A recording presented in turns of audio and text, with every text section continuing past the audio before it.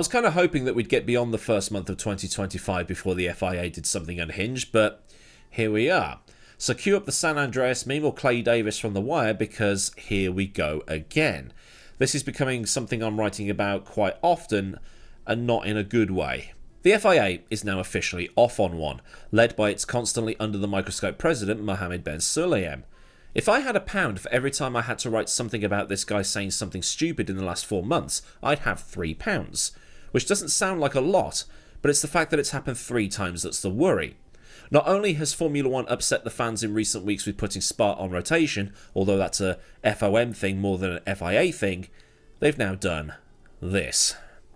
On Wednesday the 22nd of January 2025, the FIA released a revision to the FIA Sporting Code, most specifically within Article 12, which covers everything to do with misconduct. So what defines misconduct? Well, the FIA's own rulebook, which is on their website and written in both English and French on the same document for some reason, now has Article 12.2.1f, which states, any words, deeds or writings that have caused moral injury or loss to the FIA, its bodies, its members or executive officers, and more generally on the interests of motorsport and on the values defended by the FIA.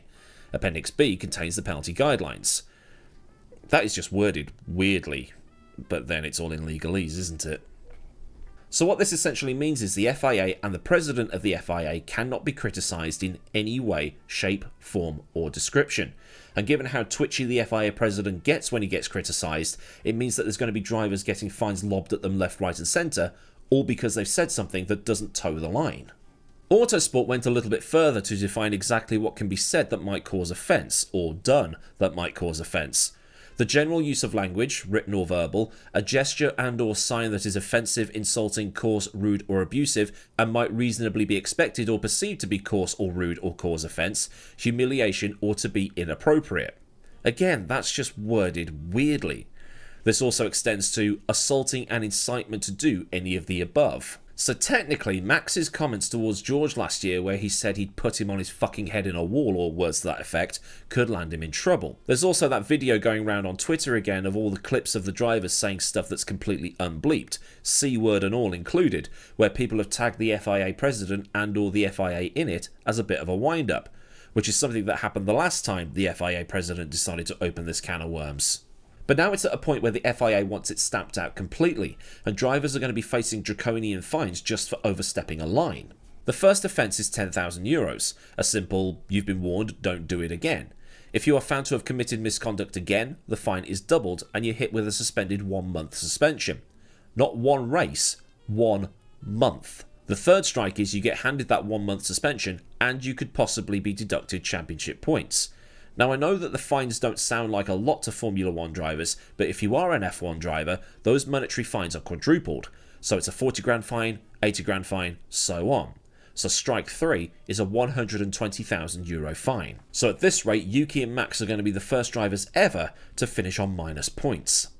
On top of this, the FIA has another portion of this rulebook, labelled as 12.2.10, which is the prohibition of making and displaying of any political, religious or personal statements that violate the principle of neutrality promoted by the FIA under its statutes, unless those things have been approved by the FIA in writing for international competition.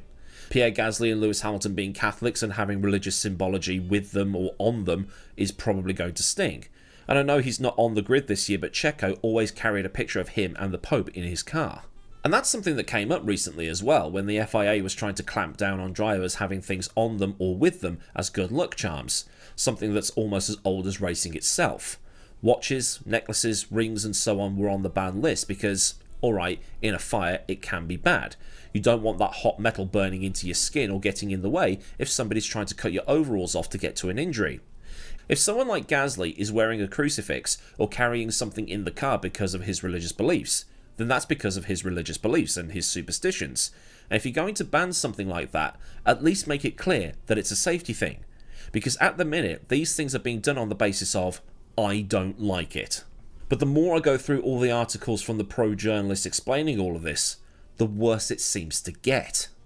So not only is don't say nasty things about us being policed and fines being dished out for saying no words, Autosport has reported that there have been some amendments to the International Sporting Code concerning the stewards as well.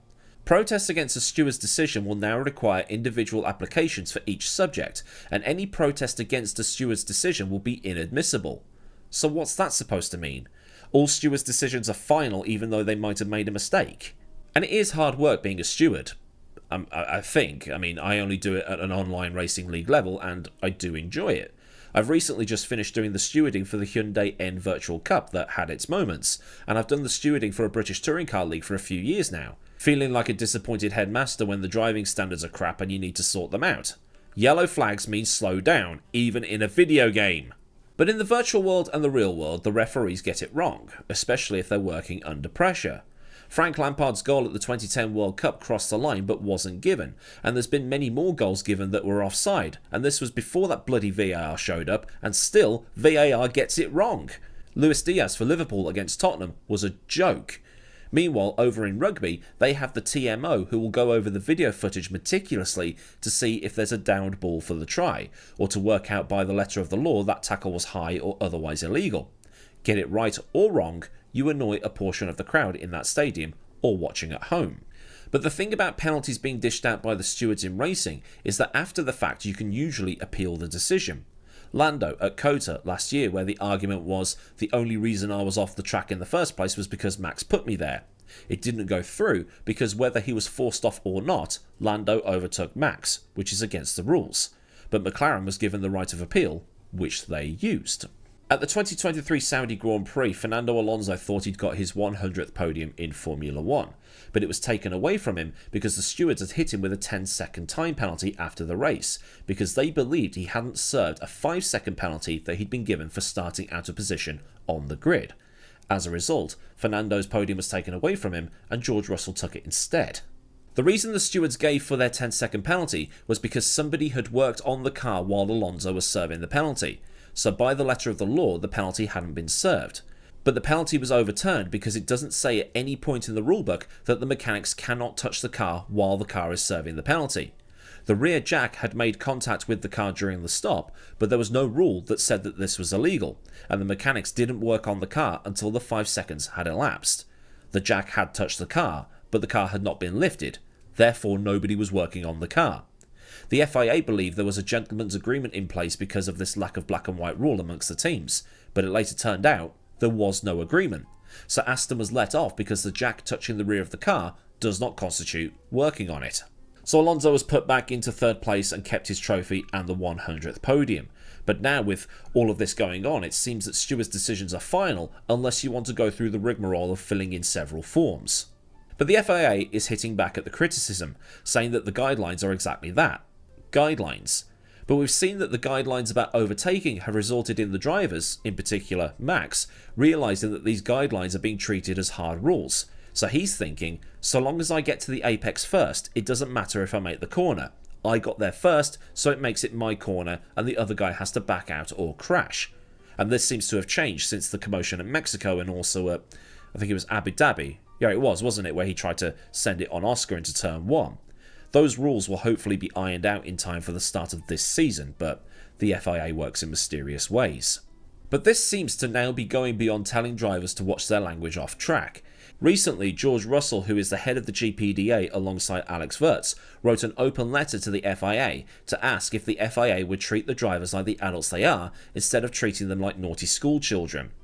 This is something somewhere along the line has been taken personally, and now the FIA is implementing rules that look to punish drivers for saying anything that can be considered not in line with the FIA's policies.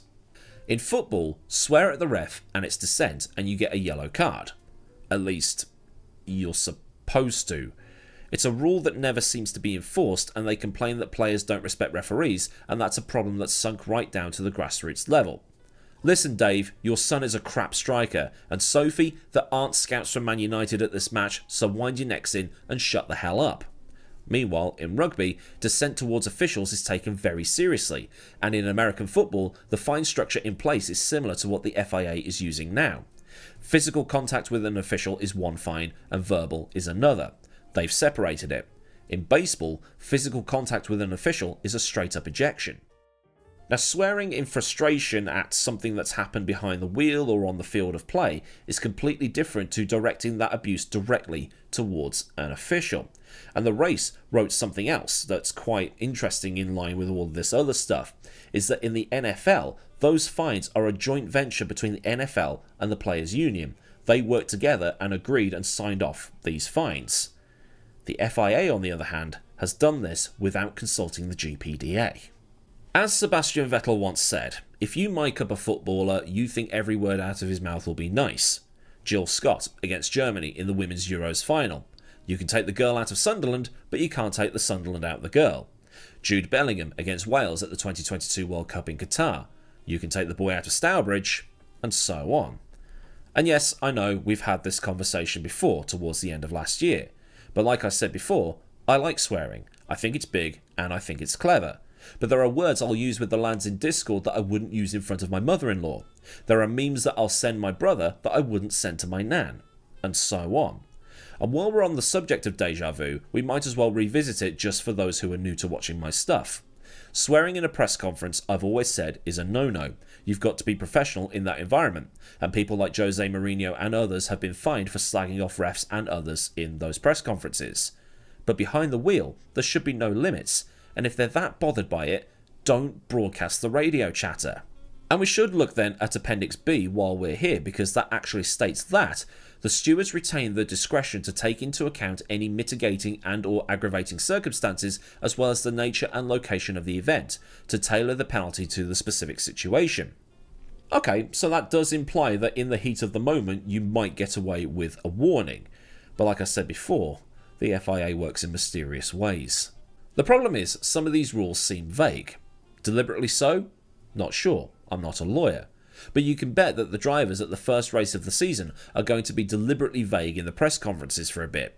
No comment, plead the fifth and so on, just so they don't incriminate themselves. That, in turn, will cause chaos, because then there will be complaints that the drivers are robots instead of being themselves. But they can't be themselves because they're being hamstrung at seemingly every turn, because there are some people who don't want the wrong things to be said. You don't need these stupid rules to stop drivers saying the wrong thing. When was the last time that somebody really went to town at somebody in a position of authority at the FIA? Was it Vettel at Mexico with his message for Charlie? But even then, he was just acting in the heat of the moment. Nothing came of it. Charlie was a guy that understood the frustrations that Vettel was going through, and there was also that moment as Vettel and Max crossed the line. Vettel wagged his finger and Max flicked him the bird. Nothing came of that as well. But under these new rules, a message for Rui Marquez will be met with some sanctions, and so will flipping the bird, because that falls under offensive gestures. At the same time, you don't need these rules to get the drivers to behave themselves. If you tell them not to swear in a press conference, they'll not swear in a press conference. Charles Leclerc dropped one in and apologised immediately. There's no need to treat them like schoolchildren. In addition, how far does this really go? Because as DG Silver asked on the Autosport comment section, does this extend to team principals, engineers, mechanics, or even Laura, who works in the social media department?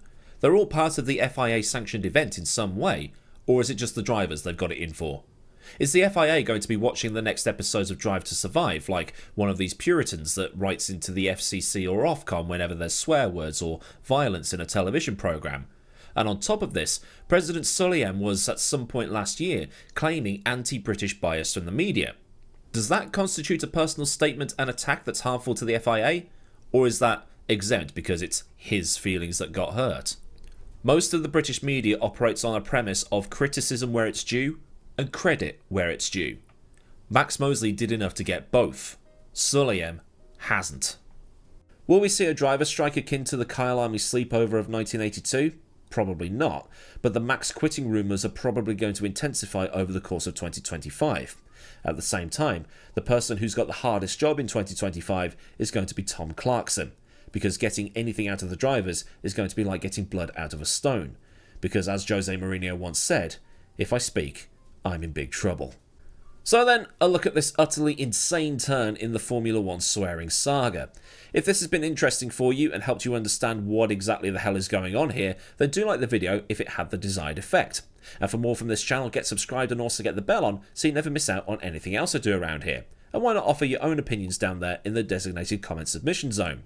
Massive thanks as ever to the brilliant folk over at Patreon for the continued support, and if you want to help keep things running around here, a link to Patreon is in the description, along with links to Discord, socials, affiliates and other bits and pieces you might want or need to know. Well, there's super thanks if you just want to top up my coffee cup, and memberships for Patreon without the Patreon. So until next time, I've been Millward, have a great day wherever you are, and goodbye.